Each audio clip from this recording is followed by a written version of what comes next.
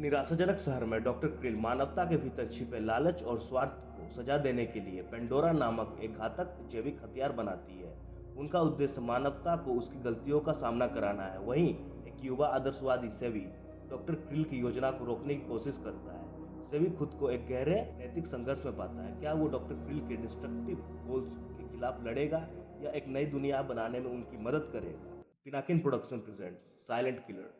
एक विशाल महानगर केंद्र में ऊंची इमारतों और व्यस्त सड़कों के बीच एक सीक्रेट मिशन चल रहा था। एक विनाशकारी महत्वाकांक्षा से प्रेरित वैज्ञानिकों के समूह अभूतपूर्व शक्ति का जैविक हथियार बना रहे थे। इस खतरनाक मिशन का नेतृत्व डॉक्टर क्रिल कर रही थी, जो एक प्रतिभाशाली लेकिन नैतिक रूप से समझौता किए हुए वैज्ञानिक थे। उनकी आंखें, जो कभी जिज्ञासा और खोज की प्यास से भरी होती थी, अब ठंडे और ऋणात्मक इरादे से चमक रही थी।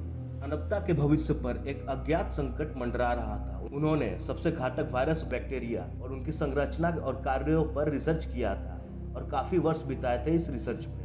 अब वो इन्हें एक साथ जोड़कर एक वायरल चिप बना रही थी जो लगभग अजेय होगा। हथियार, जिसका कोड नेम पेंडोरा था, वो हवा में फैला दिया जाएगा। ये हवा में वायरल होने के लिए ही डिजाइन किया गया था। एक छींक, खांसी बीमारी को जंगल में आग की तरह फैला सकती थी। लक्षण शुरू में सूक्ष्म थे, हल्का बुखार, थोड़ी थकान, लेकिन कुछ ही मिनटों में शरीर गलने लग जाता। ये पेंडोरा शरीर के एंटीबॉडीज को नष्ट कर देता। मौत तेजी से आती है और असहनीय दर्द और भयानक पीड़ा होती है। पेंडोरा को इस तरह से डिजाइन किया गया था कि वो मानवीय आबादी को 80% तक खत्म कर दे। इसका फैलाव बेहद आसान और तेज था, जो कि हवा से फैलता था। वैज्ञानिकों ने अथक परिश्रम किया। दिन रात उनके मन में उनकी रचना गूंजती रहती। उन्होंने जानवरों पर इस हथियार का परीक्षण किया। उनकी चीखों से भूमिगत प्रयोगशाला गूंज उठी। परिणाम विनाशकारी थे। जानवरों ने इस संक्रमण के आगे झुकने से पहले अकल्पनीय पीड़ा का सामना किया। जैसे ही हथियार पूरा होने के करीब आया, डॉक्टर क्रिल की महत्वाकांक्षा बढ़ गई। उन्होंने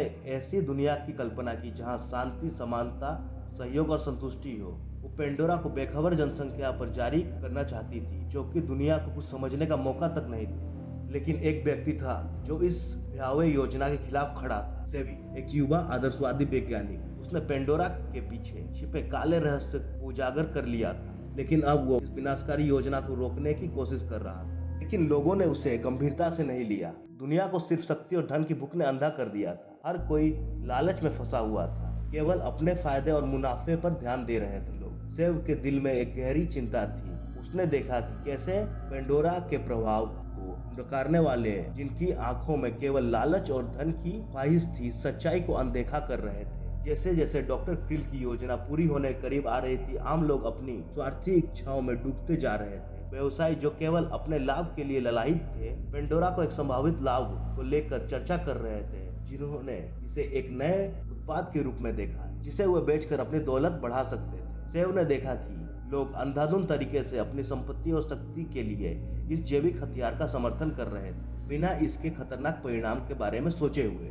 लोगों की बेवकूफ़ी इस हद तक बढ़ गई कि वे पेंडोरा के प्रयोग के बारे में सोचते हुए भी डरने के बजाय इसके संभावित प्रभाव को एक अवसर मान रहे थे। ये एक सोने का अंडा है, एक व्यापारी ने कहा, जो हमें और भी अमीर बना सकता है। सेवी की चिंता और बढ़ गई जब उसने देखा कि कैसे लोग पेंडोरा की आड़ में अराजकता और लूटपाट कर रहे हैं। जैसे ही खबर फैली कि डॉक्टर क्रिल की जैविक हथियार तैयार हो गई है, सड़कों पर अराजकता फैल गई। लोग अपने लालच में अंधे हो गए। व्यापारियों ने खाद और दवाइयों की कीमतों को आसमान छूने पर मजबूर कर दिया, जबकि अपराधियों ने लूटपाट शुरू कर दी। हर कोई सिर्फ अपने स्वार्थ के लिए दौड़ रहा था। बड़े निगमों ने पेंडोरा के लाभ को देखते हुए अपने उत्पादों की मार्केटिंग झूठे वादों से की। हमारी दवाइयाँ आपको पेंडोरा से बचा सकती है, जैसे विज्ञापनों ने जनता को भ्रमित कर दिया। साधारण लोग, जो पहले से ही आर्थिक संकट में थे, अब इस स्थिति का लाभ उठाने की कोशिश कर रहे थे। लूटपाट और हिंसा की घटनाएं तेजी से बढ़ने लगी। हालत और भी बुरी हो गई जब लोग लालच में डूब गए। लोग एक दूसरे की जान लेने से भी पीछे नहीं हटे। एक दूसरे को धोखा देने और मारने की लालसा शुरू हो गई।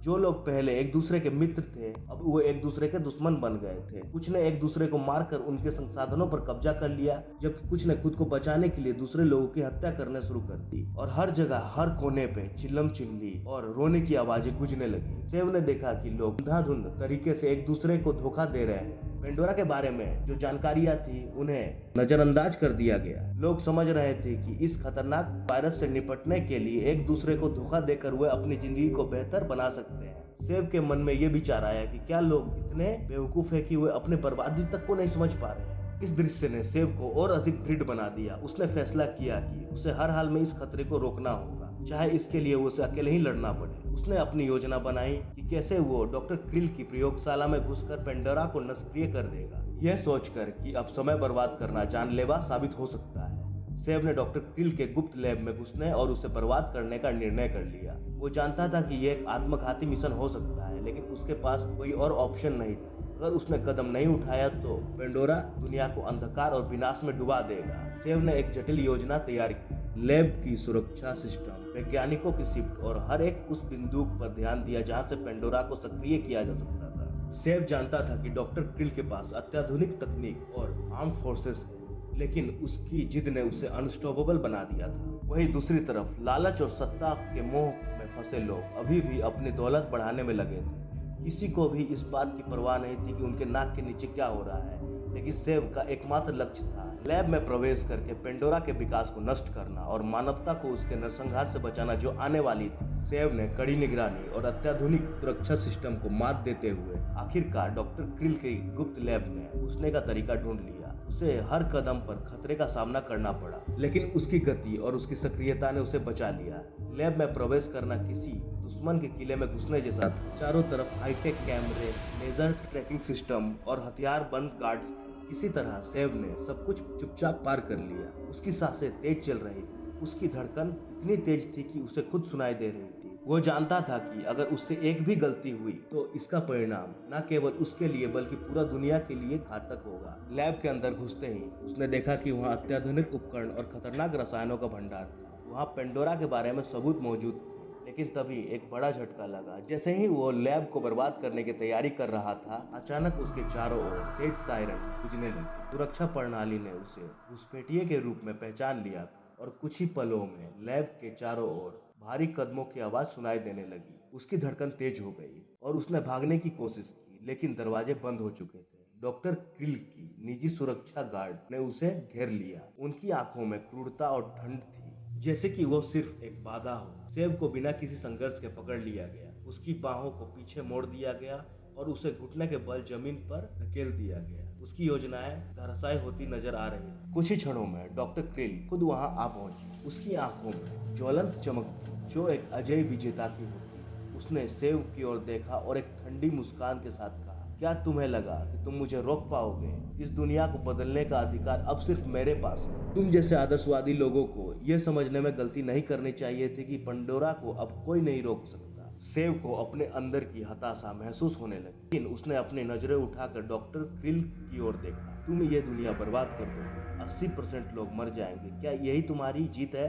डॉक्टर क्रिल ने सेब की बातों पर एक पल के लिए अपनी मुस्कान खो दी और उनकी आंखों में एक अजीब सा अंधेरा छा गया। उसने एक गहरी सांस ली और सेब के सामने घुटने टिकाकर बैठ गई। तुम्हें लगता है सेब कि मैं सिर्फ सत्ता के लिए ये कर रही हूँ? उसने आंखों में देखते हुए कहा। नहीं, ये उससे कहीं ज्यादा है। ये मेरी कहानी है, ये मेरा बदला है। सेब चुपचाप सुनता रहा, जबकि डॉक्टर क्रिल ने अपनी अतीत खोलना शुरू कर दिया। मैं एक छोटे से गांव में पैदा हुई थी, जहां गरीबी, भूख और अराजकता ने मेरे जीवन को आकार दिया। मेरे माता पिता बेहद ही साधारण लोग थे, मेहनत करने वाले, लेकिन जिंदगी ने उन्हें कभी कोई राहत नहीं दी। एक दिन जब मैं सिर्फ 10 साल की थी, मेरा गांव एक भयानक बीमारी की चपेट में आ गया। लोग एक एक करके मरने लगे। डॉक्टर, वैक्सीन, इलाज, कुछ भी नहीं मिला।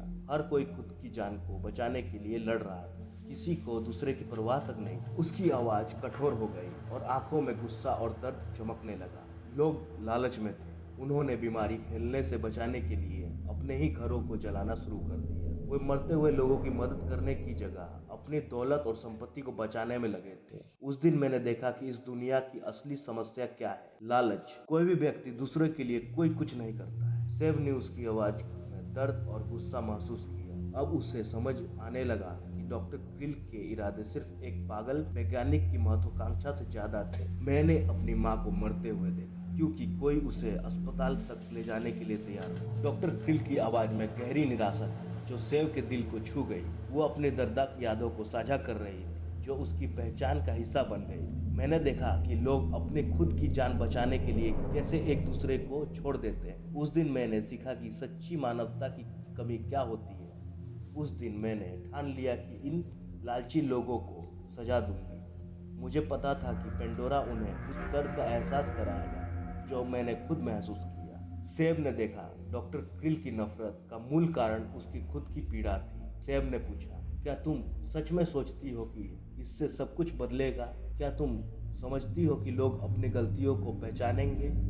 उसने सवाल किया। डॉक्टर क्रिल ने गहरी सांस ली और कहा, तुम्हें समझना होगा सेब, ये दुनिया खुद को एक खोखले शिक्षा प्रणाली में बांध चुकी है जो केवल पैसे कमाने की मशीन बन चुकी है। लोग डिग्री हासिल करने में लगे हैं लेकिन असली ज्ञान की ओर उनका ध्यान नहीं है।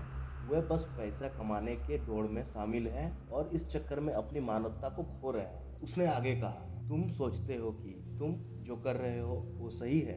हर जगह बेवकूफ़ लोग हैं जो लालच और स्वार्थ में इतने डूब चुके हैं कि वे खुद के फायदे के लिए दूसरे की हत्या करने से भी नहीं चूकते।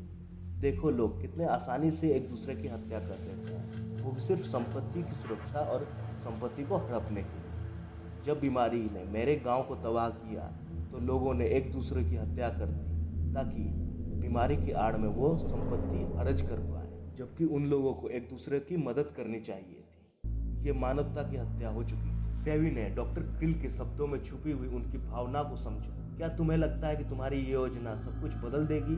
सेवी ने पूछा। डॉक्टर क्रिल ने गुस्से में जवाब दिया, हाँ, क्योंकि पेंडोरा उन्हें सिखाएगा कि लालच और स्वार्थ का क्या परिणाम होता है। ये एक नई शुरुआत होगी जहाँ लोग असली दर्द को समझेंगे। मैं चाहती हूँ कि वो देखे कि जब आप अपने फायदे के लिए दूसरों को कुचलते हैं तो अंत में वही आपके लिए विनाश का कारण बनता है। उस दिन मैंने कसम खाई थी कि मैं इस दुनिया को सजा दूंगी। ये दुनिया जो सिर्फ अपने फायदा और लालच के पीछे भागती है उसे तबाही का सामना करना होगा। पेंडोरा इसका अंतिम समाधान है। डॉक्टर क्रिल ने कहा, सेव, तुम खुद भी देख रहे हो, तुमने मुझे रोकने की कोशिश की लेकिन कोई तुम्हारे साथ नहीं है।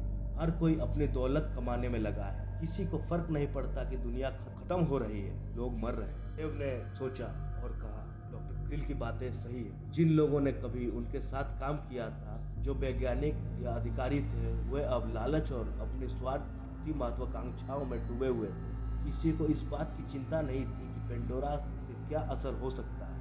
उन्हें बस अपनी दौलत और अपनी पावर ही को बचाने की पड़ी थी। डॉक्टर क्रिल ने धीरे से कहा, तुम अकेले हो से। उसकी आंखों में एक गहरी चमक थी। इस दुनिया को तुम जैसे भोले भाले लोग बदल नहीं सकते। ये दुनिया सिर्फ लालच और स्वार्थ से चलती है। डॉक्टर क्रिल ने धीरज भरे स्वर में कहा, सिर्फ तुम एक अच्छे इंसान। उसकी आंखों में अजीब सा स्नेह झलक रहा। तुम्हारे अंदर वही जिज्ञासा और ईमानदारी है जो कभी मेरे अंदर हुआ करती। तुम्हें जीने का हक है।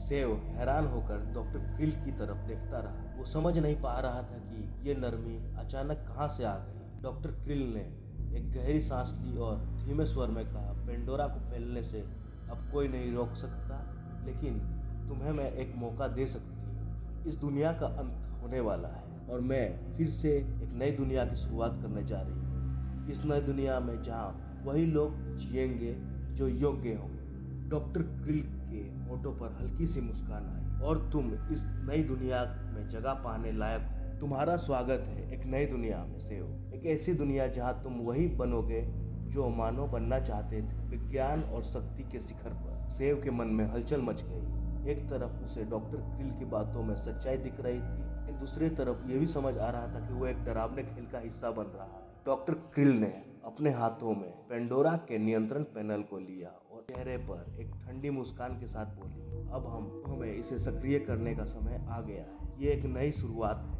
डॉक्टर क्रिल ने एक बटन दबाया। एक तेज हलचल के साथ पेंडोरा की टेरिफाइंग शक्ति सक्रिय हो गई। सेवी ने देखा कि लैब के सभी उपकरणों की बत्तियां जल गई और एक अजीब सी धुंध कमरे में फैलने लगी। पेंडोरा के फैलते ही उसे एहसास हुआ कि समय अब रुक चुका है। एक नई दुनिया की शुरुआत हो चुकी है, लेकिन इसकी कीमत अत्यधिक थी। सेव, डॉक्टर क्रिल ने कहा, तुम्हें मेरी मदद करनी होगी। ये न सिर्फ मेरे लिए बल्कि हम सभी के लिए एक नया युग है। तुम इस नए युग के निर्माता बन सकते हो। सेव की आंखों में डर था, लेकिन साथ ही एक अजीब सी जिज्ञासा भी। उसने डॉक्टर क्रिल की बातों को सुना और सोचा कि वो वास्तव में इस अंधेरे के माध्यम से एक नई दुनिया का निर्माण कर सकता है? क्या वह उन लोगों की मदद कर सकता है जो इस महामारी से बचने की कोशिश कर रहे थे? डॉक्टर क्रिल ने उसे प्रेरित किया, सिर्फ तुम ही यह कर सकते हो। तुम अपने ज्ञान और मानवता के साथ इस दुनिया को पुनर्जीवित कर सकते हो। हम अंधकार में एक नया प्रकाश ला सकते हैं। सेब ने अपने संकल्प को मजबूत किया, मैं तुम्हारी मदद करूंगा, लेकिन इस बार हम केवल अपने लाभ के लिए नहीं बल्कि मानवता के लिए काम करेंगे। और इसी तरह सेव और डॉक्टर क्रिल ने मिलकर एक नई दुनिया की शुरुआत की, जहां उन्होंने पेंडोरा की शक्ति को सही दिशा में मोड़ने का निर्णय लिया। सेव ने अपने विज्ञान और डॉक्टर क्रिल की गहरी समझ का उपयोग किया ताकि इस नई दुनिया को सुरक्षित और उज्जवल बना सके, बजाय इसके कि वे केवल अपने व्यक्तिगत लाभ के लिए इसका उपयोग करें। इस प्रकार पेंडोरा ने एक नया अध्याय शुरू किया, जहां अंधकार में भी उम्मीद की एक किरण थी। मेरे साथ इस अद्भुत यात्रा पर जुड़ने के लिए धन्यवाद। आपका समर्थन मेरे लिए बहुत मायने रखता है। अगर आपको यह वीडियो पसंद आया तो लाइक करें, शेयर करें और भी दिलचस्प कहानियों और साहसिकताओं के लिए सब्सक्राइब करना न भूलें। अपने विचारों को नीचे कमेंट में साझा करें, मुझे आपसे सुनना अच्छा लगता है। अगली बार तक कल्पना की जादुई दुनिया की खोज जारी रखें। अगले वीडियो में मिलते हैं।